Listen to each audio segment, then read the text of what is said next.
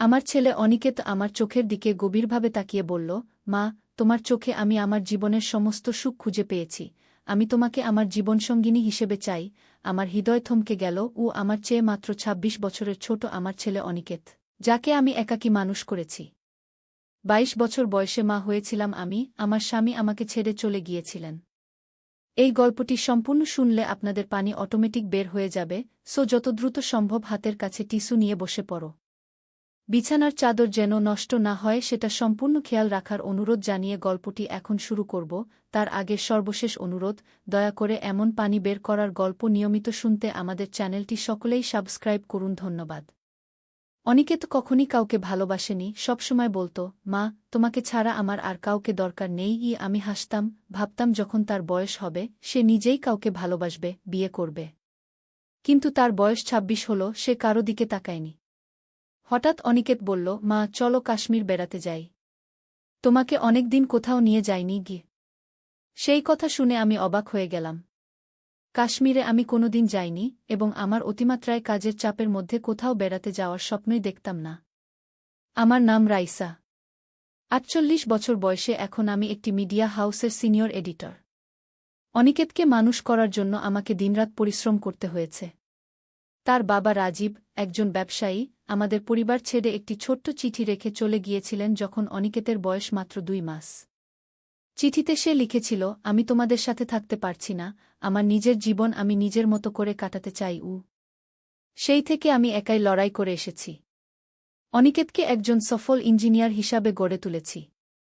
সে এখন একটি মাল্টিন্যাশনাল কোম্পানির সফটওয়্যার ডেভেলপার। আমার জীবনের সব আশা নিরাশা, সুখ দুঃখ সবকিছুর কেন্দ্রবিন্দু ছিল অনিকেত। আমি তার জন্য আমার যৌবন, আমার সুখ, আমার ভালোবাসা সবকিছু বিসর্জন দিয়েছি। সে যে এভাবে হঠাৎ সেই দিন সকালে আমার সামনে বসে তার হৃদয়ের এই ভাবাবেগ প্রকাশ করবে, তা আমি কখনো ভাবিনি। আমি তার দিকে অবাক দৃষ্টিতে তাকিয়েছিলাম, জানতাম না কি বলবো। অনিকেত আমার হাত ধরে বলল, মা, তুমি যে আমার জীবনের সবচেয়ে গুরুত্বপূর্ণ মানুষ, এটা তুমি জানো। আমি তোমাকে ছাড়া বাঁচতে পারব না গি। আমি তাকে আলতো করে ধমক দিয়ে বললাম, তুই কি বলছিস? আমি তোর মা। অনিকেত হাসল, আমি জানি মা। আমি এটাও জানি যে আমার জীবনসঙ্গী হিসাবে আমি তোমাকেই চাই, আমার বাকি জীবন তোমার সাথেই কাটাতে চাই। আমি ভীষণ ভয় পেয়ে গেলাম। আমার ছেলে কি বলছে? সে কি পাগল হয়ে গেছে? আমি হতবাক হয়ে তার দিকে তাকালাম, কিন্তু তার কথা শেষ হবার আগেই সে এবার আরও একটু সামনের দিকে ঝুঁকে এসে বলল, আমি চাই তুমি আমার জীবনসঙ্গী হয়ে, মানে আমার সঙ্গী হয়ে, আমার সাথে এই কাশ্মীর ট্রিপে যাও। সেখানে গিয়ে আমি তোমাকে একটা জিনিস দেখাবো। আমি এবার স্বস্তির নিঃশ্বাস ফেললাম। কি ভুল বুঝেছিলাম আমি? অনিকেত শুধু বলতে চেয়েছিল যে সে আমাকে তার সঙ্গে কাশ্মীরে নিয়ে যেতে চায়, কিন্তু সেই কথাটা এমনভাবে বলেছিল যে আমি একদম ভিন্ন কিছু ভেবে ফেলেছিলাম। হ্যাঁ, নিশ্চয়ই যাব। কিন্তু কাশ্মীরে আমাকে কি দেখাবি? আমি জিজ্ঞেস করলাম। অনিকেত রহস্যময় হাসি হেসে বলল, সেটা সারপ্রাইজ। তবে আমি জানি এটা তোমার জীবনকে পুরোপুরি বদলে দেবে গি। আমি অবাক হয়ে ভাবলাম, এমন কি থাকতে পারে যা আমার জীবন বদলে দেবে? আমি শুধু আমার ছেলের সুখে সুখী, তার উন্নতিতে আমার আনন্দ। তারপরও অনিকেতের আবদার আমি কখনো ফেলতে পারিনি। পরের সপ্তাহেই আমরা কাশ্মীরের উদ্দেশ্যে রওনা দিলাম। দিল্লি থেকে শ্রীনগর যাওয়ার ফ্লাইট ধরলাম আমরা। অনিকেত সব প্ল্যান করেছিল। আমার শুধু যেতে হবে তার সাথে। প্লেনে উঠে আমি অনিকেতকে জিজ্ঞেস করলাম, তুই কোথায় নিয়ে যাচ্ছিস আমাকে? এই শীতের সময়ে কাশ্মীরে যাওয়ার কোনো মানে হয়? অনিকেত হাসল, হ্যাঁ মা, এই সময়টাই সবচেয়ে ভালো। তুষারপাতের সময় কাশ্মীর দেখতে সবচেয়ে সুন্দর। আমি শ্রীনগরের কাছে একটা ছোট্ট গ্রাম, পাহলগাঁও এ একটা কেবিন বুক করেছি। ওখানে গিয়েই আমি তোমাকে দেখাব সেই জিনিসটা গি। আমি আর কিছু জিজ্ঞেস করলাম না। শ্রীনগর এয়ারপোর্টে নেমে আমরা একটা ট্যাক্সি নিলাম পাহলগাঁও যাওয়ার জন্য। শীতের সময় হওয়ায় ট্যুরিস্টদের ভিড় ছিল না। পাহাড়ি রাস্তা দিয়ে যেতে যেতে চারিদিকে বরফে ঢাকা প্রকৃতি দেখে আমি মুগ্ধ হলাম। মনে হচ্ছিল যেন আমরা স্বপ্নলোকে প্রবেশ করেছি। পাহলগাঁও পৌঁছে আমরা দেখলাম অনিকেত একটি নিরিবিলি কেবিন বুক করেছে পাহাড়ের পাদদেশে। কেবিনের চারপাশে দেওদার গাছের জংলা। দূরে দেখা যাচ্ছিল পাহাড়ের চূড়া, সব বরফে ঢাকা। আমরা কেবিনে প্রবেশ করলাম। ভেতরে ঢুকেই দেখলাম একজন বৃদ্ধ দাঁড়িয়ে আছেন। তার পরনে একটি পশমিনা শাল, চেহারায় গানের দীপ্তি। তিনি আমাদের দিকে তাকিয়ে মৃদু হাসলেন। অনিকেত আমাকে তার সাথে পরিচয় করিয়ে দিল, মা, ইনি শাস্ত্রীজি। উনি এই অঞ্চলের জ্ঞানী ব্যক্তি। উনি তোমাকে কিছু দেখাতে চান। আমি অবাক হয়ে অনিকেতের দিকে তাকালাম, তুই এর সাথে কিভাবে পরিচয়? অনিকেত বলল, কয়েক মাস আগে আমি এখানে একটি ট্রেকিং এক্সপেডিশনে এসেছিলাম। তখন শাস্ত্রীজিকে ঝরনার পাশে ধ্যান করতে দেখেছিলাম। আমি কৌতূহলী হয়ে তার কাছে গিয়েছিলাম, আর তিনি আমাকে এমন কিছু দেখিয়েছিলেন যা আমার জীবন বদলে দিয়েছে। আমি চাই তুমিও সেটা দেখো গো। শাস্ত্রীজি আমার দিকে তাকিয়ে বললেন, বেটা, তোমার মায়ের চোখে আমি একটা অদ্ভুত আলো দেখতে পাচ্ছি। তিনি যোগ্য। আমি কিছু বুঝতে পারছিলাম না। কিসের জন্য আমি যোগ্য? শাস্ত্রীজি কি দেখাতে চান আমাকে? অনিকেত আমার হাত ধরল, মা, তোমাকে একটু ধৈর্য ধরতে হবে। আমরা আজ রাতেই উত্তর পাব। সেদিন সারাদিন আমরা কেবিনের আশেপাশে ঘুরলাম। বরফ ঢাকা পাহাড়, ঝরনা, প্রাকৃতিক সৌন্দর্য দেখে মন ভরে গেল। কিন্তু আমার মনে প্রশ্ন ঘুরপাক খাচ্ছিল, অনিকেত আমাকে সত্যিই কি দেখাতে চায়? রাত নামল। শাস্ত্রীজি আমাদের ডাকলেন। তিনি কেবিনের পেছনে একটি গোপন দরজা খুললেন। দরজা দিয়ে ঢুকতেই আমরা দেখলাম একটি সুড়ঙ্গ। সুড়ঙ্গের ভেতর আলো জ্বলছিল। এই সুড়ঙ্গের ভেতর একটি গুহা আছে, শাস্ত্রীজি বললেন, আর সেই গুহার ভেতর আছে একটি রহস্য, যা কয়েক হাজার বছর ধরে লুকিয়ে আছে। আমরা তিনজন সুড়ঙ্গের ভেতর দিয়ে হাঁটতে শুরু করলাম। মিনিট 10 হাঁটার পর আমরা একটি বিশাল গুহার সামনে দাঁড়ালাম। গুহার দেয়ালে ছিল প্রাচীন চিত্রলিপি। মাঝখানে একটি পাথরের বেদি, তার উপর একটি সোনার বাক্স।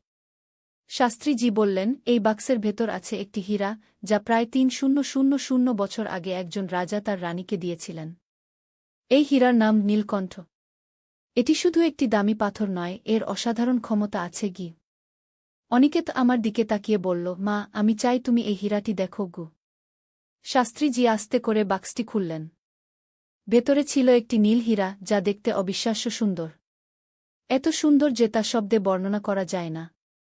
হীরাটি থেকে এক অদ্ভুত আলো বের হচ্ছিল, যা গোটা গুহাকে আলোকিত করে তুলেছিল। এই হীরা যার হাতে আসে তার জীবনে ঘটে অলৌকিক ঘটনা, শাস্ত্রীজি বললেন, কিন্তু এটি শুধু সেই ব্যক্তিরই হাতে আসে, যার হৃদয় শুদ্ধ এবং যে অন্যের জন্য নিজের সুখ বিসর্জন দিতে পারে। আমি বিস্মিত হয়ে হীরার দিকে তাকিয়েছিলাম।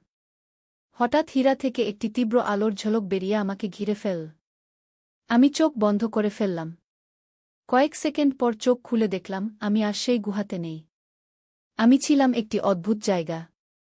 চারপাশে ছিল সাদা আলো। আমার সামনে দাঁড়িয়েছিলেন এক অপরূপ সুন্দরী নারী, তার পরনে ছিল সাদা পোশাক। রাইসা, তিনি আমাকে ডাকলেন, আমি এই হীরার অভিভাবক। তোমার জীবনে যে ত্যাগ তুমি করেছ, যে ভালোবাসা তুমি দিয়েছ তোমার সন্তানকে, তা অতুলনীয়। তুমি নীলকণ্ঠ হীরার যোগ্য অধিকারী। আমি কিছু বলার আগেই তিনি আবার বললেন, এই হীরা তোমাকে একটি বরদান দেবে। তুমি যে ইচ্ছে করবে তা পূরণ হবে। কিন্তু সাবধান, তোমার ইচ্ছা যেন অন্যের ক্ষতি না করে। আমি হতবাক হয়ে জিজ্ঞেস করলাম, আমি কি ইচ্ছে করব? নারী হাসলেন, সেটা তোমাকেই ঠিক করতে হবে। তবে মনে রেখো, সবচেয়ে বড় শক্তি হল ভালোবাসার শক্তি। আলো মিলিয়ে গেল। আমি আবার নিজেকে সেই গুহাতে পেলাম। অনিকেত আর শাস্ত্রীজি আমার দিকে উদ্বিগ্ন চোখে তাকিয়েছিলেন। মা, তুমি ঠিক আছো? অনিকেত প্রশ্ন করল, তুমি প্রায় 10 মিনিট ধরে অচেতন ছিলে। আমি তাকে আশ্বস্ত করলাম, কিন্তু আমি জানতাম যে আমি একটি অলৌকিক অভিজ্ঞতার মধ্য দিয়ে গেছি। শাস্ত্রীজি আমাকে হীরাটি দিলেন, এটি এখন তোমার। এই হীরা তোমাকে পছন্দ করেছে। আমরা কেবিনে ফিরে এলাম। আমি হীরাটি হাতে নিয়ে বসেছিলাম, ভাবছিলাম কি ইচ্ছে করব। হঠাৎ দরজায় কড়া নাড়ার শব্দ হল। অনিকেত, দরজা খুল। দরজায় দাঁড়িয়ে ছিল একজন মধ্যবয়সী পুরুষ। দাড়ি গোঁফ বাড়ানো, চোখে ক্লান্তি। আমি তাকে দেখেই চিনতে পারলাম, রাজীব, অনিকেতের বাবা। আমি চেয়ার থেকে উঠে দাঁড়ালাম। আমার হাত থেকে হীরাটি পড়ে গেল। আমি অবাক হয়ে রাজীবের দিকে তাকিয়েছিলাম। সে কিভাবে জানো আমরা এখানে আছি? রাজীব ভেতরে এলো, রাইসা, আমি জানি তুমি আমাকে কখনো ক্ষমা করবে না। আমি তোমাদের ছেড়ে চলে গিয়েছিলাম, কিন্তু আমি সবসময় তোমাদের খোঁজ রেখেছি। আমি এখন ফিরে এসেছি তোমাদের কাছে ক্ষমা চাইতে। অনিকেত তার বাবার দিকে কঠিন চোখে তাকিয়েছিল। আপনি কিভাবে জানলেন আমরা এখানে আছি? রাজীব বলল, শাস্ত্রীজি আমার পুরনো বন্ধু। আমি তাকে বলেছিলাম তোমাদের এখানে আনতে। আমি জানতাম তোমরা আমার কথা শুনবে না, তাই এই পথ বেছে নিয়েছিলাম গু। আমি শাস্ত্রীজির দিকে তাকালাম। তিনি হাসলেন, ক্ষমা করো বেটা। কিন্তু একটি ভাঙা পরিবারকে আবার জোড়া লাগাতে আমি সাহায্য করতে চেয়েছিলাম গু। তাহলে নীলকণ্ঠ হীরার গল্প? আমি জিজ্ঞেস করলাম। সেটা সত্যিই, শাস্ত্রীজি বললেন, হীরাটি সত্যিই প্রাচীন এবং এর ক্ষমতাও আছে। কিন্তু এর সবচেয়ে বড় ক্ষমতা হল, এটি মানুষের মনের ভেতর ক্ষমা আর ভালোবাসার বীজ বপন করে। কি? আমি হীরাটি আবার হাতে তুলে নিলাম। এর আলো এখন আরও উজ্জ্বল হয়ে উঠেছিল। আমি একটি বড় সিদ্ধান্ত নিতে যাচ্ছিলাম, এবং আমি জানতাম এই সিদ্ধান্ত আমার জীবন বদলে দেবে। রাজীব, আমি বললাম, তুমি আমাদের ছেড়ে চলে গিয়েছিলে যখন অনিকেত মাত্র 2 মাসের শিশু ছিল। তুমি আমাদের জীবন থেকে সরে গিয়েছিলে, আমাদেরকে একা রেখে। আমি কখনো ভাবিনি যে তুমি আবার ফিরে আসবে গু। রাজীব মাথা নিচু করল। আমি জানি আমি একটা ভুল করেছিলাম। আমি ছিলাম অপরিপক্ব, স্বার্থপর। আমি ভেবেছিলাম আমার একা থাকা ভালো, কিন্তু আমি ভুল করেছিলাম। আমি তোমাদের কাছে ফিরে আসতে চাই। অনিকেত এগিয়ে এসে আমার পাশে দাঁড়াল। মা, তুমি যা সিদ্ধান্ত নেবে আমি তার পাশে থাকব। আমি হীরাটি আমার হাতে ঘুরিয়ে দেখলাম। এর ভেতর থেকে যেন একটি শক্তি আমার শরীরে প্রবেশ করছিল। আমি জানতাম এই মুহূর্তে আমি যে সিদ্ধান্ত নেব তা আমার জীবনের সবচেয়ে গুরুত্বপূর্ণ সিদ্ধান্ত হবে। রাজীব, আমি বললাম, আমি তোমাকে ক্ষমা করছি। কিন্তু এর অর্থ এই নয় যে আমরা আবার একসাথে থাকব। তুমি অনিকেতের বাবা, তাই তুমি তার সাথে সময় কাটাতে পারো। কিন্তু তুমি আর আমি, আমাদের সম্পর্ক সেখানেই শেষ হয়ে গেছে যেখানে তুমি আমাকে ছেড়ে চলে গিয়েছিলে গু। রাজীব মাথা নাড়ল। আমি বুঝতে পারছি। আমি তোমার সিদ্ধান্তকে সম্মান করছি। অনিকেত তার বাবার দিকে তাকাল। তার চোখে ছিল একটি মিশ্র অনুভূতি, রাগ, দুঃখ আর একটু কৌতূহল। আপনি কোথায় ছিলেন এতদিন? কেন আমাদের সাথে যোগাযোগ করেননি? রাজীব গভীর শ্বাস নিয়ে বলল, আমি জাপানে ছিলাম।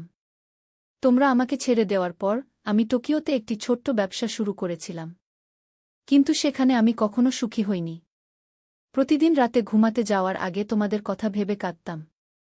1 বছর আগে আমি একটি গুরুতর দুর্ঘটনায় পড়েছিলাম। সেই সময় হাসপাতালের বিছানায় শুয়ে আমি উপলব্ধি করলাম যে আমার জীবনের সবচেয়ে বড় ভুল ছিল তোমাদের ছেড়ে চলে যাওয়া গু। অনিকেত নীরব ছিল। রাজীবের চোখে অশ্রু জমা হয়েছিল। আমি জাপান থেকে ভারতে ফিরে এসেছি মাত্র 3 মাস আগে। তোমাদের খোঁজ করতে করতে শাস্ত্রীজির সাথে দেখা হয়। তিনি আমাকে এই সুযোগ করে দিয়েছেন গু। শাস্ত্রীজি ইতিমধ্যে কেবিন থেকে বেরিয়ে গিয়েছিলেন আমাদের পরিবারকে একটু একান্ত সময় দিতে। আমি হীরাটি আবার হাতে নিলাম। এর উজ্জ্বল নীল আলো এখন পুরো রুম আলোকিত করেছিল। অনিকেত, আমি ডাকলাম, তোমার বাবাকে একটু সময় দাও। আমরা সবাই ভুল করি গি। অনিকেত দীর্ঘশ্বাস ফেলল। ঠিক আছে মা, আমি তোমার জন্য এটা করব। সেই রাতে যখন রাজীব নিকটবর্তী আরেকটি কেবিনে চলে গেল, আমি অনিকেতকে জিজ্ঞেস করলাম, তুই কিভাবে জানতিস যে শাস্ত্রীজি তোর বাবার সাথে যোগাযোগ করেছিলেন? অনিকেত হাসল। আমি জানতাম না। আমি সত্যিই এখানে এসেছিলাম নীলকণ্ঠ হীরার কথা শুনে। আমি শাস্ত্রীজির কাছ থেকে এর কথা শুনেছিলাম যখন আমি এখানে ট্র্যাকিং করতে এসেছিলাম। তিনি আমাকে বলেছিলেন যে হীরাটি শুধু সেই ব্যক্তির কাছে যায় যার হৃদয় শুদ্ধ। আমি তোমাকে এটা দেখাতে চেয়েছিলাম কারণ আমি জানতাম তুমি এর যোগ্য। আমি অবাক হয়ে গেলাম। তাহলে শাস্ত্রীজি রাজীবের বন্ধু ছিলেন না? তাহলে এটা কেমন করে ঘটল? এটা কি সত্যিই একটি অলৌকিক ঘটনা ছিল? পরের দিন সকালে আমরা শাস্ত্রীজির সাথে দেখা করলাম। তিনি ইতিমধ্যে পাহাড়ের উপরে একটি ছোট মন্দিরে পূজা করতে গিয়েছিলেন। আমরা তাকে পাওয়ার জন্য সেখানে গেলাম। মন্দিরটি ছিল একটি প্রাচীন শিব মন্দির, প্রায় 300 বছরের পুরনো। শাস্ত্রীজি সেখানে ধ্যান করছিলেন। তিনি আমাদের দেখে মৃদু হাসলেন।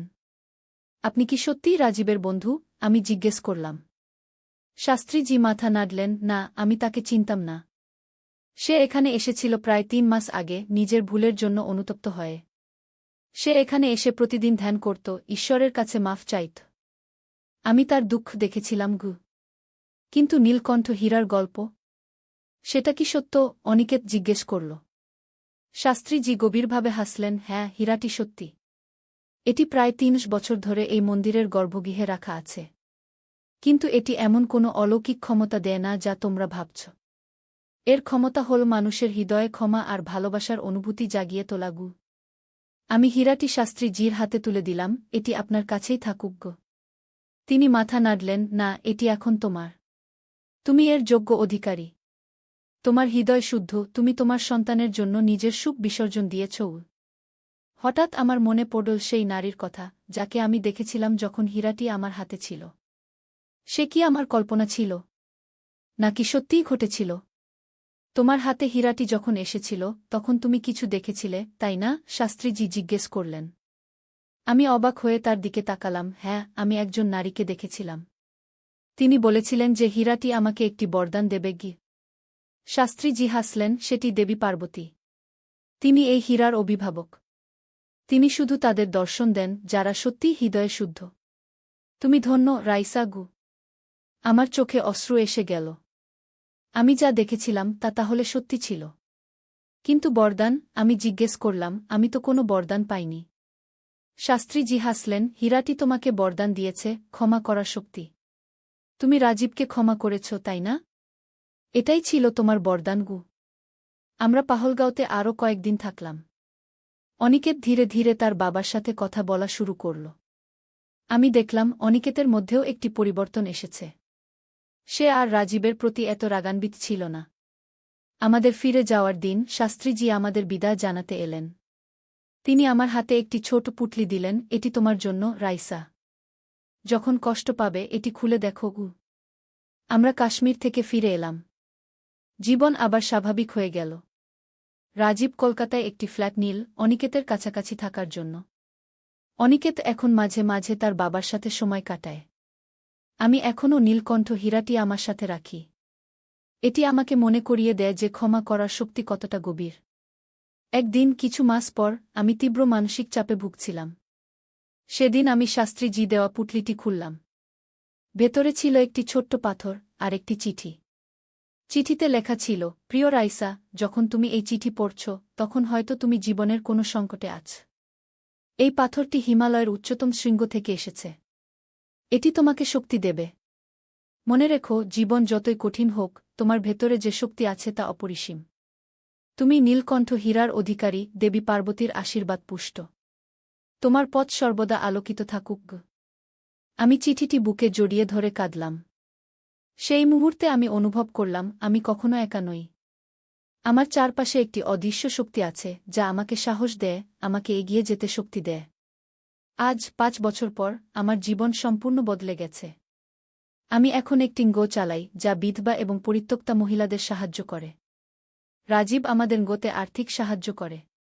অনিকেতের বিয়ে হয়েছে একটি সুন্দর মেয়ের সাথে এবং আমি এখন একটি নাতনির দাদি। নীলকণ্ঠ হীরাটি আমি এখনও সঙ্গে রাখি। এটি আমার জীবনের অনেক সংকটে আমাকে পথ দেখিয়েছে। আর প্রতি বছর আমরা পাহলগাঁও যাই শাস্ত্রীজির সাথে দেখা করতে। সেই গুহাতে বসে আমরা গল্প করি, ধ্যান করি আর জীবনের রহস্য নিয়ে ভাবি। আমি এখন বুঝতে পারি কেন অনিকেত আমাকে সেদিন এমনভাবে বলেছিল, আমি তোমাকে আমার জীবনসঙ্গিনী হিসেবে চাই। সে জানত আমি তার জীবনের সবচেয়ে গুরুত্বপূর্ণ মানুষ এবং তার সঙ্গে যাওয়ার সিদ্ধান্ত আমার জীবন বদলে দেবে। আমার জীবন থেকে আমি যা শিখেছি তা হল, ক্ষমা করার শক্তি অসীম, আর ভালোবাসা সবচেয়ে বড় অলৌকিক শক্তি। হাজার বছরের প্রাচীন হীরা নীলকণ্ঠ আমাকে এই শিক্ষাই দিয়েছে। এবং আজ যখন আমি আমার নাতনিকে কোলে নিয়ে বসি, তখন তার চোখে আমি দেখতে পাই সেই একই উজ্জ্বল আলো যা নীলকণ্ঠ হীরাতে দেখেছিলাম। কারণ ভালোবাসার আলো অমর, তা কখনো নিভে না।